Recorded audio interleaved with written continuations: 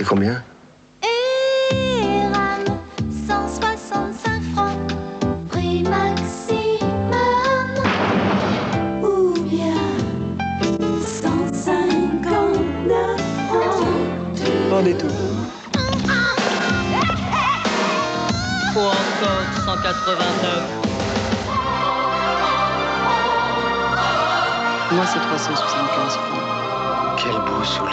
Il faudrait être fou pour dépenser plus. Eh bien, mademoiselle, maintenant que vous avez si gentiment répondu à ma première question, est-ce que vous auriez l'heure, s'il vous plaît?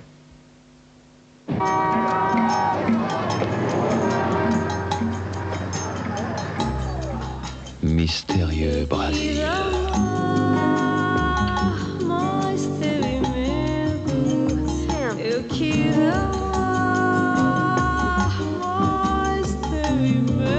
Brésil trop intense. Fabuleuse rencontre à jamais magique. Brésil de Maison du Café, l'initiation au pur Brésil. Pour être bien, pour être au mieux, pour aller plus loin, nous te guiderons jusqu'à ta perfection. De père en fils, c'est notre tradition. Gillette. Système Gillette Contour Plus et sa plaquette Lubra Strip, la perfection au masculin. La perfection masculin.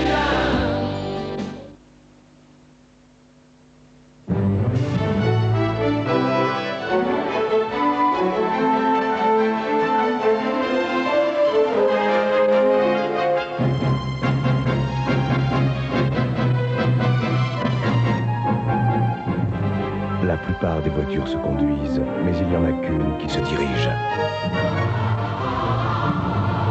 Omega. C'est mon cadeau chauffé.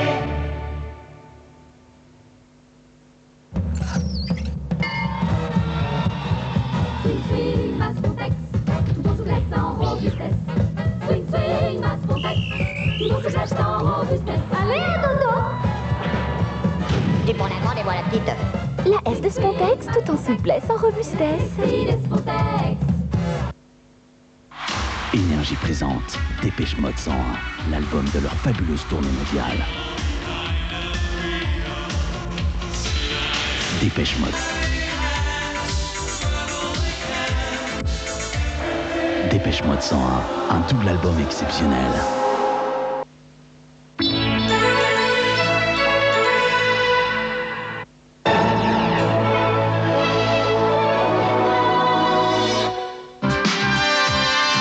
Dans Téléfoot, les premières images du championnat. Les joueurs, les entraîneurs, le foot étranger, la technique, la tactique et la saga du foot en images. Téléfoot, le plus complet des magazines de foot, avec la participation de Catavana. Catavana, l'ouragan de l'outillage. Catavana, plus de 350 outils sur catalogue. Catavana. Toute l'actualité foot dans Téléfoot sur la Une.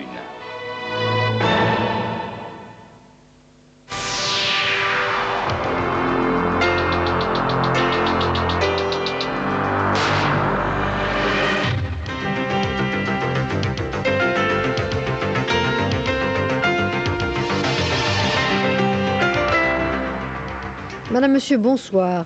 Le Liban entame sa 15e année de guerre et ce sont de très violents bombardements qui ont eu lieu aujourd'hui, faisant au moins 27 morts et 69 blessés. À Beyrouth, des centaines d'obus ont touché des quartiers résidentiels dans les deux secteurs chrétiens et musulmans de la capitale qui, selon le correspondant de l'AFP, ressemblait à une ville fantôme avec ses rues vides, uniquement parcourues par des ambulances, les habitants s'étant terrés dans les abris. Et dans la soirée, des obus se sont abattus dans le périmètre de la résidence de l'ambassade de France, d'où ont été menées les négociations de Bernard Kouchner, le secrétaire d'État à l'action humanitaire, pour permettre l'arrivée au Liban des bateaux français d'assistance humanitaire encore au large des côtes. Ce soir, l'ancien président libanais Amin Gemayel était l'invité de Patrick Poivre d'Arvor au journal de 20h. Je vous propose d'écouter à nouveau son vibrant appel au retrait des forces militaires syriennes de son pays. Depuis 13 années de guerre, d'abord, il y a eu 2 invasions israéliennes, 13 années de présence syrienne chez nous. Il y a eu 2 invasions israéliennes, en 78 et en 82. Il y a eu l'arrivée des Iraniens et des Libyens. Il y a eu la flambée du terrorisme. Il y a eu les bombardements des grandes villes libanaises, des dizaines de milliers de morts. Il y a eu des exodes à n'en plus finir. Donc le bilan était quand même assez lourd. Toutes les forces non libanaises devraient quitter le Liban. Et ma position est très claire. Nous avons tous réclamé le retrait de toutes les forces non libanaises du Liban. C'est un impératif pour pouvoir aboutir au dialogue interlibanais. Il est erroné de croire que la France est actuellement au Liban au service d'une faction. Et je sais très bien les intentions du président Mitterrand, c'est de travailler pour tout le Liban. Et c'est là où un rôle de la France pourrait être efficace, c'est essayer au niveau de l'ONU, au niveau des États-Unis d'Amérique, au niveau de l'Union soviétique, au niveau de la CEE, essayer de mobiliser les forces en faveur d'une action efficace en faveur de la paix du Liban. Tandis qu'à Strasbourg, le Parlement européen adoptait une résolution exigeant le départ de toutes les troupes étrangères du Liban, à Paris, quelques centaines de Libanais, membres du mouvement pour la paix, l'unité et la démocratie du Liban, manifestaient devant l'Institut du monde arabe.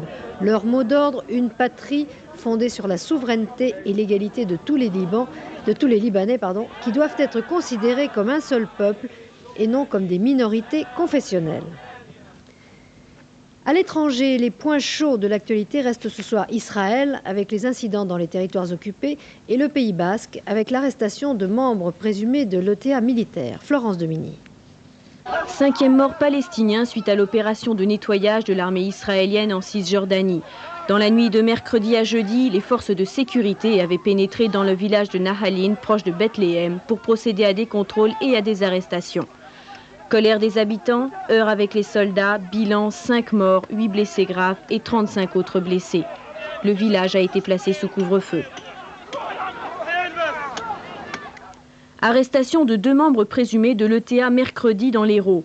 Mariano Bentolassa et José Sirissar se cachaient chez une jeune infirmière sans histoire, selon ses voisins. La perquisition a permis de découvrir des armes, de fausses cartes d'identité et des documents rédigés en espagnol.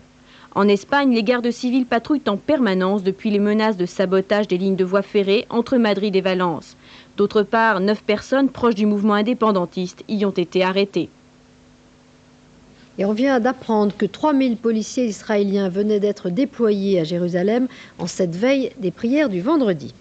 Enfin, en Pologne, le pouvoir a confirmé la tenue d'élections législatives les 4 et 18 juin prochains, pour lesquelles l'opposition présentera pour la première fois officiellement une liste de candidats.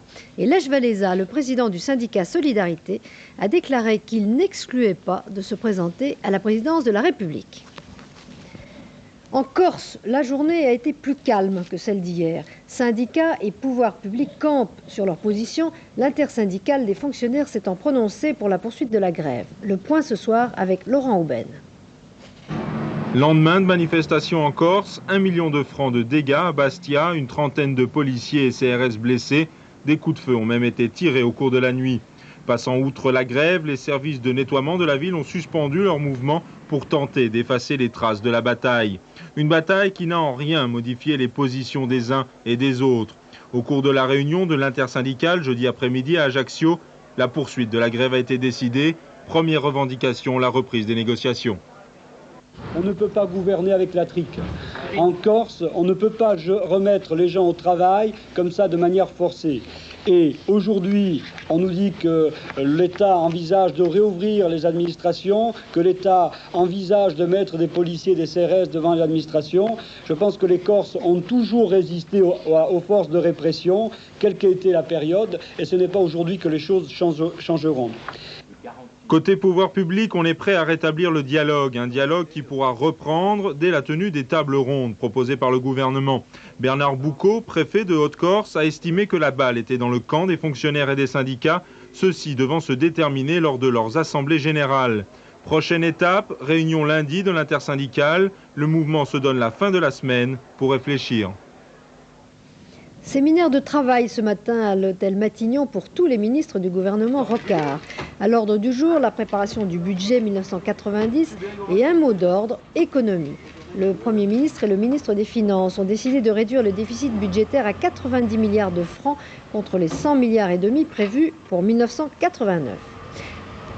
Bref, le gouvernement persiste et signe, on serre la vis et on arrête les frais. Philippe Bouchard. Effectivement, Geneviève, il n'y a jamais que 8 mois que ça dure. Et tout à l'heure en chœur, au Conseil des ministres, Bérégovoy et Charras, la main sur le portefeuille, ont dit à Rocard, il faut arrêter les frais. Pas pour les 50 ou les 100 millions qu'il faudra dépenser pour les fonctionnaires corses, mais parce que, à force de lâcher par petits paquets, ça fait quand même des additions assez salées.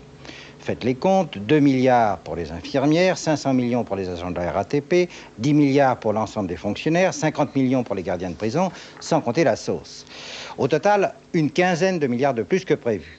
Alors pourquoi pas les sous-officiers ou les postiers de haute montagne? Symboliquement, le gouvernement veut bloquer les offensives syndicales ou les coordinations sur l'abcès corse. La Corse, en dépit des efforts des syndicats, n'intéresse que les Corses, et les continentaux ont bien du mal à être solidaires. Et puis surtout, si on lâche maintenant, ça va s'ajouter encore sur le budget de 90 qui va être dur à boucler grâce à des recettes moins fortes. Alors, symboliquement, financièrement, Rocard veut en finir avec la CGT sur la Corse. Adoption ce soir en première lecture de la loi sur les noyaux durs. Le RPR, l'UDF et l'UDC ont voté contre. Seuls les socialistes ont voté pour. Les communistes se sont abstenus. Valéry Giscard d'Estaing sera donc tête de liste aux prochaines élections européennes. Ainsi en a décidé le Conseil national de l'UDF, rejetant largement la motion des rénovateurs. Compte rendu de cette journée importante de l'opposition par Valérie Nataf. Un résultat sans surprise pour une réunion sans mystère, avec pour la première fois des caméras aux travaux du Conseil national de l'UDF. Mais la transparence n'a pas empêché la gravité et parfois même la tension. Au centre des débats, la rénovation. Tous s'en réclament, Valéry Giscard d'Estaing et François Léotard en tête, mais ils ne la programment pas au même moment. À la pointe de la contestation, Charles Millon, il a plaidé en faveur des thèses des rénovateurs. La cause de l'union est celle de la rénovation en partie liée. Refuser la rénovation, c'est-à-dire la réforme des procédures internes à l'opposition, c'est rendre impossible l'unité. Sa motion est repoussée. Pierre Méhaignerie en prend acte et annonce que les centristes partiront à la bataille des européennes sous leur propre drapeau. Il y aura donc deux listes, la leur et celle de l'UDF-RPR, menée par Valéry Giscard d'Estaing. Chez les rénovateurs aussi, on s'essayait à la transparence. Micros et caméras étaient admis pour la première fois, photos de famille et communiqués à la sortie. Résultat du dernier acte, les rénovateurs ne feront pas de liste. Pour ne pas accroître la division, aucun d'entre eux ne s'engagera avec Giscard ou avec Veil. Mais pour autant, il n'est pas question de s'autodétruire. Au contraire, Philippe Séguin annonce sur TF1 la création d'un courant. Il y a eu tout un mouvement d'enthousiasme, tout un engouement qui a été suscité dans le pays, dans l'opinion publique, par notre initiative. Ce qui veut dire que notre initiative, si elle n'a pas empêché ce qui était probablement inéluctable, elle a quand même créé l'espoir. Or cet espoir, nous avons l'intention de l'entretenir et de le faire vivre. D'ailleurs, les rénovateurs se reverront dès mercredi prochain. Et puis encore un décès en politique, celui d'Aris Puiset, mendéciste de toujours, un des fondateurs du PSU, chargé de mission au cabinet de Pierre Bérégovoy, mort à 64 ans d'un accident cardiaque. Suite et fin de l'occupation de l'aéroport de Toulouse-Blagnac par les salariés de l'usine Dassault, qui protestaient ainsi contre le démantèlement de l'unité de Colomiers. Sur place, notre correspondant permanent Michel Brunet a suivi la manifestation de bout en bout et constaté de gros dégâts. Évacuation en douceur. Poussés par les CRS, les 1500 ouvriers de Dassault ont dû quitter les pistes de Toulouse-Blagnac où ils avaient l'intention de passer la nuit. Tout avait été prévu, les tentes, le chauffage et le ravitaillement. Finalement, on s'est replié vers l'usine toute proche. On rentre très calmement, très déterminé, et certainement encore plus déterminé que ce matin. On va occuper l'usine ce soir. C'est la faiblesse des pouvoirs publics, l'intervention des CRS. C'est à l'aube que le personnel de Dassault, qui refuse le démantèlement de l'unité de Colomiers, a envahi les pistes, bloquant tout le trafic commercial ainsi que les essais en vol des Airbus de l'aérospatiale. Les vols ne reprendront pas avant 24 heures Et il faudra beaucoup plus de temps pour réparer les balises de piste systématiquement détruites. À la Bourse de Paris, légère baisse des valeurs françaises, moins 0,31%. Hausse du lingot, plus 400 francs à 79 400 francs. Le Napoléon est inchangé à 450 francs. À Wall Street, baisse de l'indice Dow Jones des valeurs industrielles, moins 23,64 à 2296 points. Le dollar perd 2 centimes à 6 francs 33. Les affiches de cinéma sont devenues pour certains un objet de culte. Les collectionneurs les achètent à prix d'or et les troquent, et les éditeurs les reproduisent même sur carte postale. Pour la première fois, un livre signé Jean-Louis Capitaine, publié chez Segers, raconte leur histoire. Et je vous propose une courte balade dans ce siècle d'affiches en compagnie de Laurent Delsol. L'histoire de l'affiche de cinéma, c'est celle des raisons successives d'aimer le cinéma. À ses débuts, l'affiche prenait pour objet les spectateurs et se présentait plutôt comme la couverture d'un livre.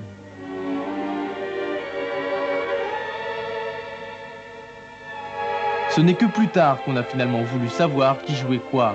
Le nom des acteurs a alors démesurément grossi. Dans les années 40-50, les affiches ont été de véritables exploits stylistiques.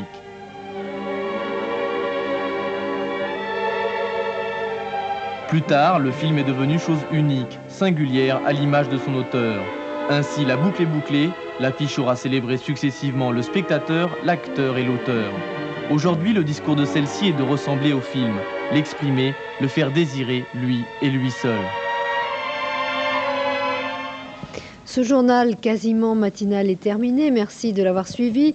Prochain rendez-vous de l'actualité, une première 6h30. Francine Buchy, Jean-Michel Lelio. 13h, Jean-Pierre Pernaut. 20h, Bruno Mazur. Vous retrouverez ici même, pour le dernier journal, Jean-Michel Lelio qui, j'espère, aura fait une courte sieste. Avec toute l'équipe qui m'a aidé à préparer ce journal, je vous souhaite une très bonne nuit. Bonsoir.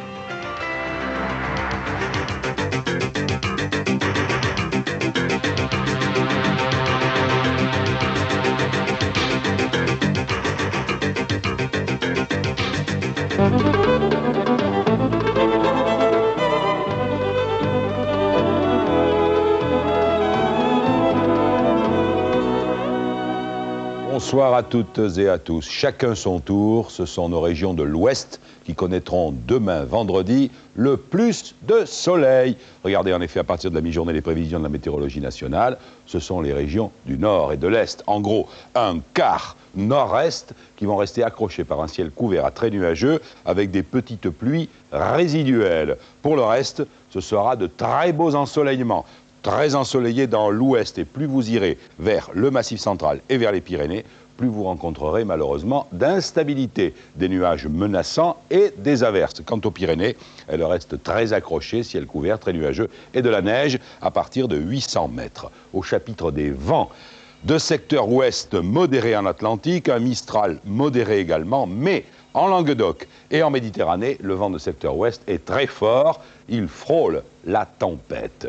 Les températures, à partir de la mi-journée, seront, ma foi, fraîches de 10 degrés, vous le voyez, de Biarritz à Nancy et Strasbourg, jusqu'à, 18 degrés en Corse, mais il faut vraiment aller sur les bords de la Méditerranée pour rencontrer des températures qui frôlent ou dépassent les 15 degrés. Madame, monsieur, passez une excellente nuit et ensuite un excellent week-end entre les bras météorologiques d'Alain Gillot-Pétré. Au pays de Conforama, il fait bon écouter la hi-fi.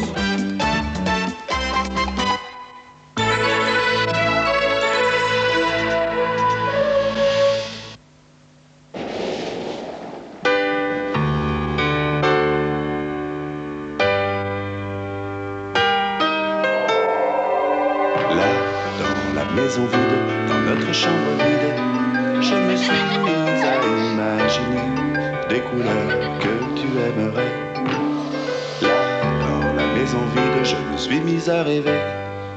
Notre vie et que ça dure. Ripollin donne couleur à vos rêves. Bonjour, vous vous souvenez de moi? La dernière fois que nous nous sommes vus, je vous ai présenté la Rover 804 portes. Aujourd'hui, je voudrais vous faire découvrir la toute nouvelle Rover 820e Fastback. Prêt pour le lever de rideau? Et voilà la dernière merveille. Une ligne nouvelle, élégante, avec en plus une 5e porte. Très fonctionnelle, intelligence et beauté réunies dans le plus pur style Rover. Élégante et racée, la 820E Fastback est également une grande routière. Un moteur 2 litres, double abracam en tête, 16 soupapes et 120 chevaux. Injection électronique, boîte 5 vitesses, traction avant, 4 freins à disque ajoutent encore au plaisir de conduire. Lorsqu'on s'assoit dans une 820E Fastback, même à grande vitesse, on retrouve le silence, la sensation de sécurité et le légendaire confort des grandes berlines Rover. Apprécions ce raffinement dans quelques détails. Siège de velours profond, vitres teintées électriques à l'avant, commande d'ouverture à distance du coffre et de la trappe à essence, condamnation centrale des portes et du coffre, alarme anti-vol intégrée, 6 haut-parleurs et toujours la fameuse ronce de noyer. Pour Rover, conduire doit être un plaisir. Aussi, le siège du conducteur est-il réglable en hauteur, inclinaison et support lombaire. Le volant, avec sa direction assistée, se règle à votre position de pilotage idéale. Passons maintenant à l'arrière, où un vaste coffre s'agrandit encore en rabattant les sièges. Et tout ceci sans supplément. C'est peut-être cela qu'on appelle le luxe Rover. En quelques secondes, je ne peux pas tout vous dire sur cette nouvelle Rover. Et puis, il y a des sensations qu'il faut vivre soi-même. Maintenant, c'est à vous de la découvrir, en l'essayant. Ah, il y a quand même une chose incroyable que je voulais ajouter, son prix. 118 500 francs. Pour tout renseignement complémentaire, tapez 3615 Rover.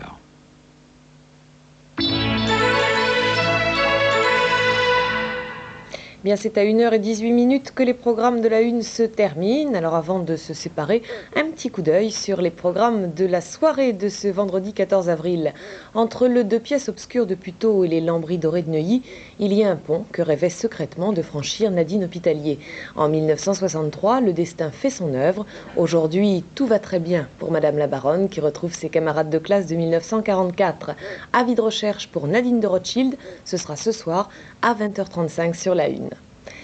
Pour dépister les chercheurs d'or en Amazonie, approcher les volcans en éruption d'Indonésie et capturer les chameaux sauvages en Australie, il a roulé sa bosse aux 4 coins du monde. Carlos, un vrai coup de sirocco à 22h35. Quant au premier rendez-vous sur la Une, eh bien, il aura lieu à 6h25 avec une première. Vous savez tout, alors je vous souhaite maintenant de passer une excellente nuit et de faire de très jolis rêves. Bonsoir.